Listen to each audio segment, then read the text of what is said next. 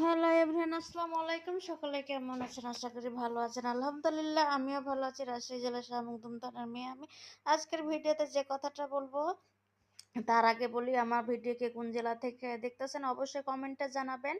ঘটনা হলো যে এটা হলো নওগাঁ রাস্তা। তো এখানে আমি একটা জায়গায় দাঁড়াইছি।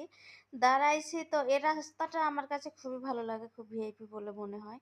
রাস্তার আশপাশে সুন্দর সুন্দর করে গাছপালা লাগানো আছে, সবুজ গাছপালা, একদম মনোরম দৃশ্য। তার মধ্যে দেখতে পাইতেছি মাঠ আর মাঠ। নওগাঁ রাস্তা যেতে লাগে মাঠ আর মাঠ থাকে, বিভিন্ন সবজি ধান সবকিছু এখানে চাষ হয়। তো আমার কাছে খুবই খুবই খুবই যেন ভালো লাগলো। তো আমি এখানে অনেক মাঝে মধ্যে এদিকে আসি। তো অনেক দিন পরে এই এলাকাতে আসলাম। তো যাই হোক, মার্শাল্লাহ আলহামদুলিল্লাহ আমার কাছে খুবই একটা পরিবেশটা ভালো লেগেছে। তো আমি একটা জিনিস দেখতাছি, এই রাস্তাতে সাধারণত অন্য গাড়ির তুলনায় সিএনজি গাড়িটা অনেক বেশি চলে।